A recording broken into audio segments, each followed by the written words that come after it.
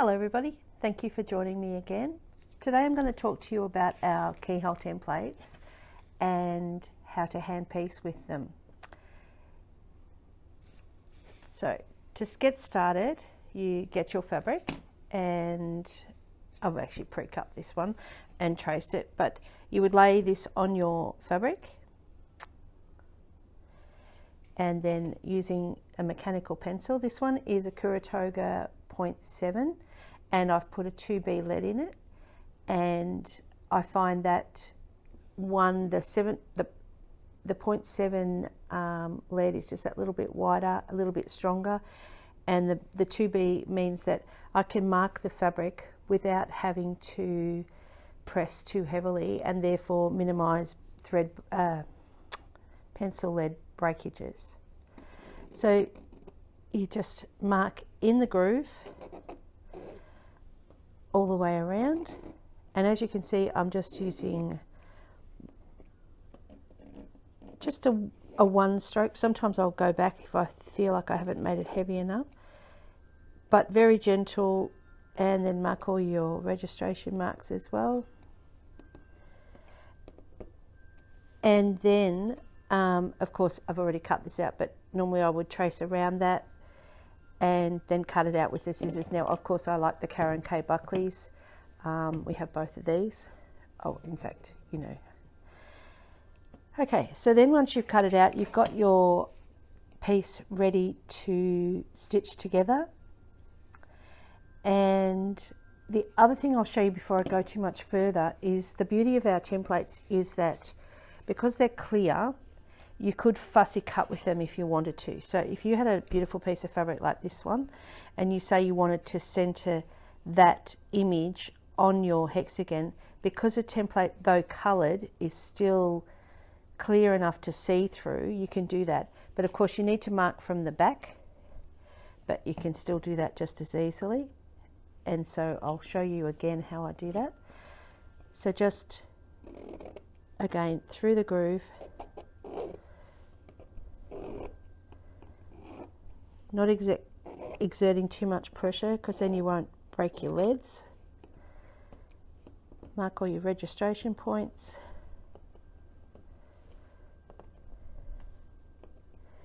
Now if you wished at this point you can actually rotary cut that, but of course the other thing you can do is to just mark around the edge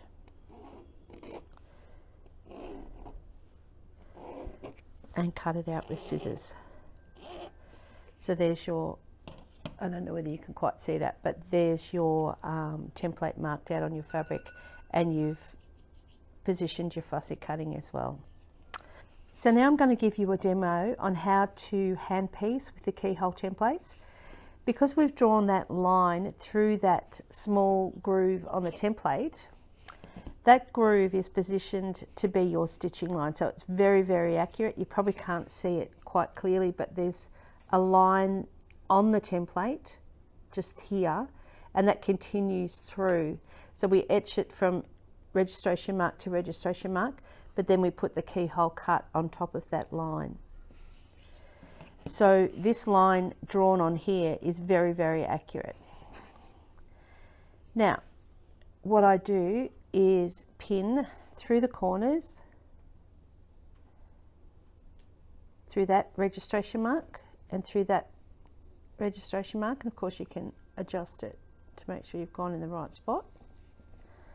Now I don't turn that pin. If I was to turn that pin, it can move that ever so slightly, the top layer. So I don't turn the pin, I put another pin through. These are all hints to help with your accuracy. Put another pin through that corner, lining it up with the registration mark on the back, and I got a bullseye that time. Again, double pin it, take that one out. Now, depending on the length of your seam, like if that was just a 1-inch hexagon, you may not need another pin between, but because this is a 2.5, I'm going to pin between, and I go through the line on this side and again line it up with the line on the other side, and you can massage it a little bit to get it exactly through the line. and then it helps with your accuracy as well. Okay, so now you're ready to stitch. I just use I had that threaded, I thought. I use a 60 weight cotton thread. A 50 or 60 is okay. And I love the cotton thread with the cotton fabric. I'm just using a straw needle to piece with. Needles are really personal choice, what you feel comfortable in your hand, and you'll notice I'm not that flush at threading a needle. Here we go, success. I do a quilter's knot on the end, so that's turn the needle round, turn the end tail round, and just wrap it 3 or 4 times. Hold that on the wrap and pull your needle through, and you end up with a nice knot on the end of your thread. And I normally just snip that tail off. Okay, now go through your registration mark and take one little stitch, and I actually do 2 stitches in that one spot. Then we're just going to work our way along that line. Now what you can do while you're doing this is double check that you're stitching on the line on the back as well, so then you know that your seam is really accurate. Pull that needle pin out and pull this through and just ease it back. So there's your stitching, just little running stitch again on the back, and then I do a back stitch. I do about 3 or 4 stitches, then do a back stitch. Now the reason for this is that now that I'm happy that that's right, if I was to pull that, it's not going to gather up that row of stitching. So then I do another 3 or 4 stitches.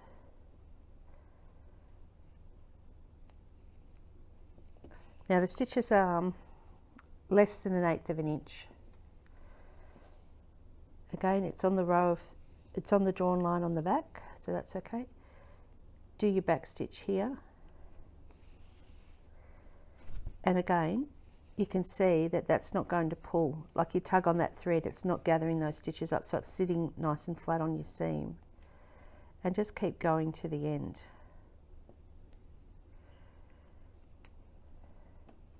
I should have my thimble on. So I'll show you that again. So because I haven't done the back stitch, that section will pull, but the rest of it won't.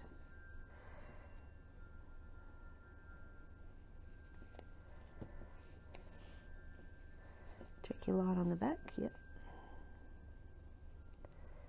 You will get the feel after a while. I don't check all the time now, but when you're starting off, it's a good idea because you'll get a feel for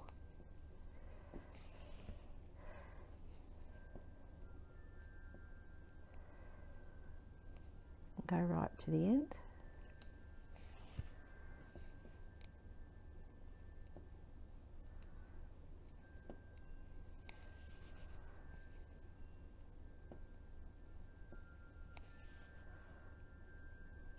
And again, I do a double stitch right at that end point.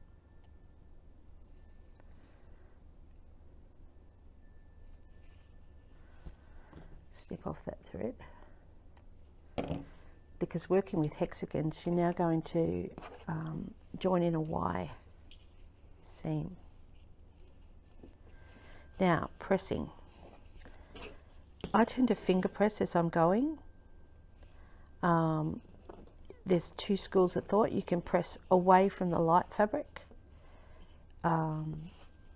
or sometimes I will actually open that seam up and press it flat, and that just reduces the bulk in the seam, so you can it sits nice and flat. So it's personal choice on which way you go on that. Okay, so now we're going to join in the next piece. And all I'm going to concentrate on is this seam here for a start. I'll go point to point on that seam. I won't cut the thread though, because then I'm going to turn it and I'm going to go up here. So same pinning process. Actually,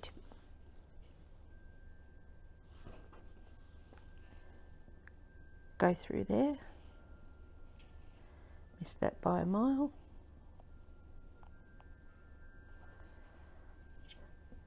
Double pin it. Now, you're going to turn that seam back there so you can see the mark, but pin through from this side and then put it right in that point, which should be where your stitches are anyway from the previous seam. Oop. Double pin it, and again I'm going to put one in the middle. Bullseye that time.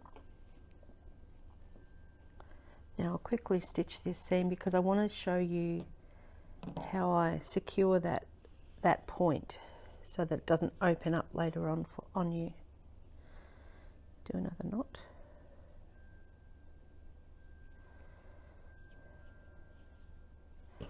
And Andrew's probably going to fast forward through this stitching for you so that we can get to the next bit. Finish this row of stitching right to where that, can you see the registration point right there? Do a double stitch.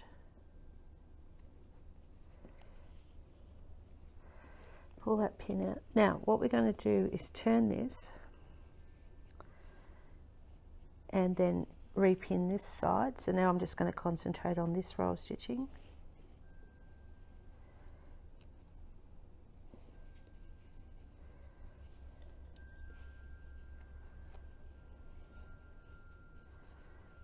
I'm not going to worry about pinning that at the moment. I'll come back to that. Miss that by a mark.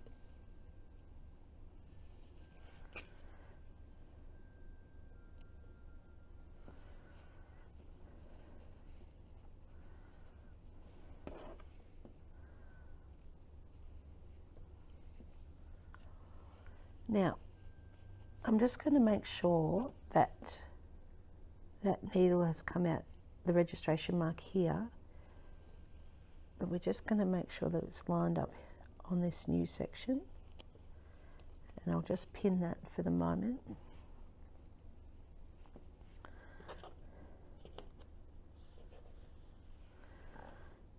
Do the double stitch. Now what you've got to try and do though is not catch this piece of fabric underneath. I'll try and turn the back and just go through the 2 layers to do the double stitch. So it's like that piece of fabric's not there. Do your double stitch.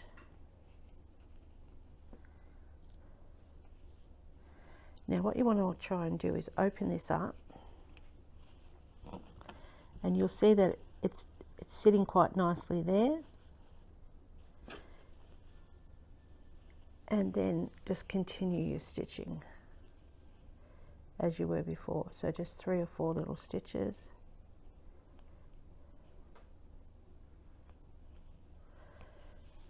But the double stitch at the end of each row, right on the registration mark, is what helps keep your centres nice and tight. Okay, I can probably leave it there because it's just more of the same. But thank you for watching. I appreciate you watching, and if you subscribe to the channel and push the notifications button, then you will get notifications from us when we've done a new video. So once again, thank you for joining us, and see you soon.